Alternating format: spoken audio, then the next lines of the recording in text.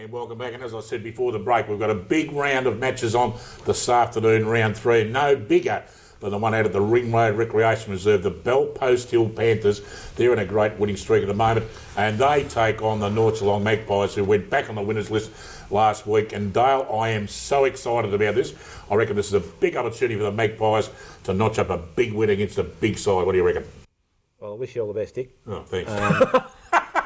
If it had been, if you had said that to me at three-quarter time against Belpost Hill and who they played the first game? Winchelsea the first game. I would have said you're probably kidding yourself. Then they faded. Then they played a really good last quarter last week. Look, football is a funny game, and I just think Belpost Hill, now that they've had that win, when you look through their squad, it's a lot better than it was last year.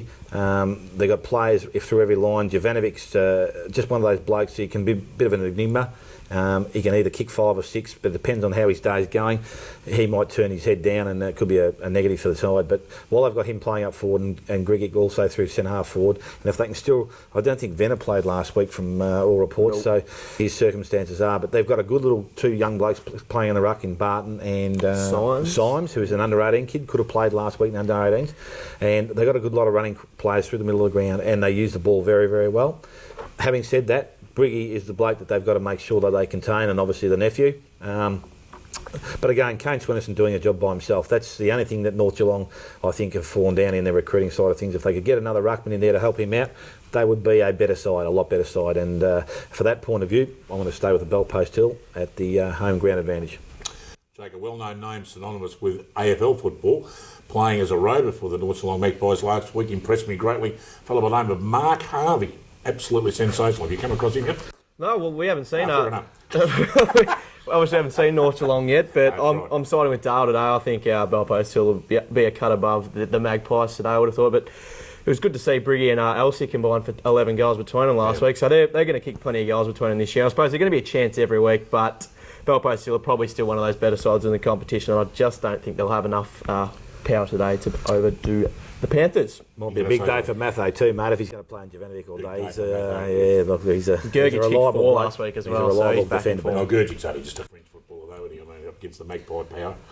Fair enough, okay, then you blokes are not going to come in with me at all today. But anyway, big week was a big week last week at North Geelong, of course, the unveiling of the Keith Barclay Oval. So hopefully the Magpies can continue on. So watch out, you Panthers, here we come.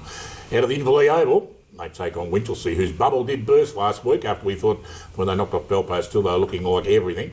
But against Inverleigh, Dale, they might be struggling. Well, I don't know, Dick. I reckon this is going to be a very, very even contest in here today. They've got some good players in both sides. Their on-ball brigades are good.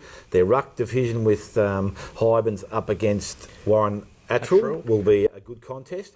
They're going to have backup because I don't remember Hymans' shoulders are holding up too well at the moment. But young James Meek went into the ruck last week, I believe, and played a pretty good game. I think the difference is going to be here at full forward. You've got Ray Edwards at one end, who can contain him, and I think Ling's one of the better fullbacks going around.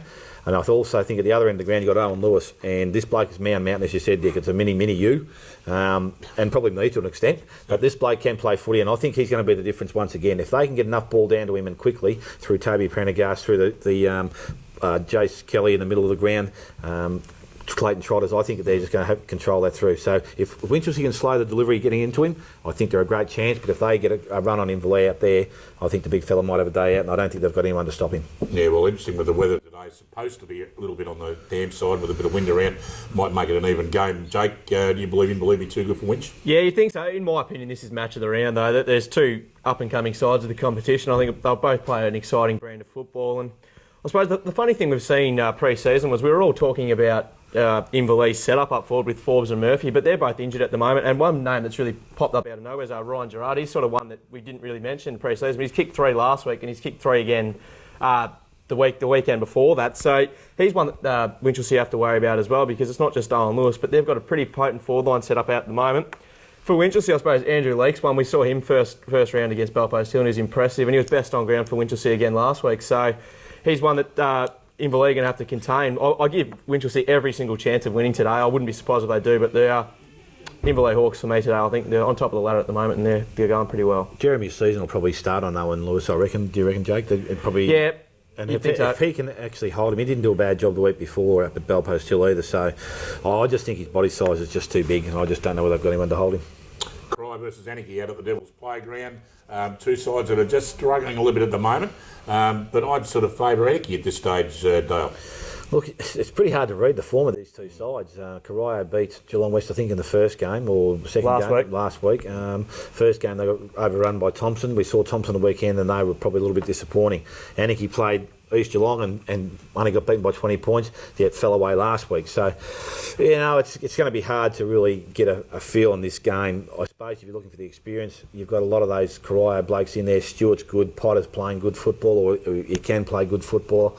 Barry O'Toole's still running around getting kicks and kicking goals. So I think, look, if it had been at Anarchy, I'd definitely pick Anarchy. But because it's at Corio, I'm just going to pick the Corio side. For no other reason than I think that at home they play a little bit better brand of football and know their ground pretty well. Jake, Corio or Anarchy?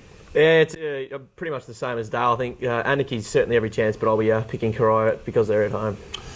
Out at the Winter Resort, the Belmont Lions yet to open their account for season 2010.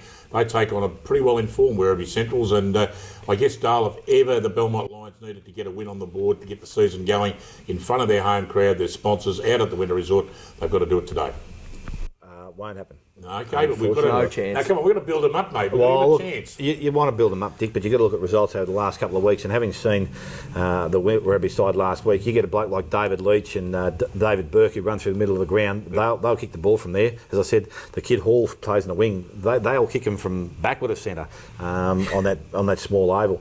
The thing will be Rosenweig and Kitchen up forward. If they can have that forward space left open to them and they can control that themselves, the two blokes that are playing in the back pocket and full back are going to have big jobs all day for the Belmont Lions side. I really think it's going to be a one-sided affair, and I would think that it's going to be all Werribee's way, unfortunately, for the Belmont Lions. So, Jake, in 2 words? Werribee Centrals. Fantastic. Well, it could have been Belmont Lions. Werribee Central's fantastic. Well, that, as we said, the match of the day this afternoon is East Geelong versus Bannockburn on 94.7 The Pulse. Firstly, happy birthday to you, happy birthday to you, happy birthday dear Donny. That's right, the great man of local football, Donny Matheson, turned the big 9-0 yesterday, and everybody associated in country football absolutely loves Don Matheson. So, Donny, if you're watching, if you're out of bed this morning after probably a big day yesterday, on behalf of everybody here at Channel 31 and all the boys from the GDFL, from Neville right down to the grub kickers like us, we wish you a very happy birthday, mate. We all love you. My mum turns 95 on Wednesday, so happy birthday to my mum. Fantastic, 95 years, 60 of those she had to put up with me. What a woman, unbelievable. And tomorrow, folks, don't forget get out there, support the diggers marching along Mallet Street, and of course to the Geelong Shrine, and really enjoy a great day there. It's great to have our diggers out there and have a great Anzac Day. Well, that's it. Have a great afternoon, Dale. I will. You haven't mentioned Mrs. O'Leary's breast of chicken sandwiches or chicken on breast? Or... No, fair enough. Don't go there. Dale? No, you call you Jake. There you go, Jake. I'm thrown now.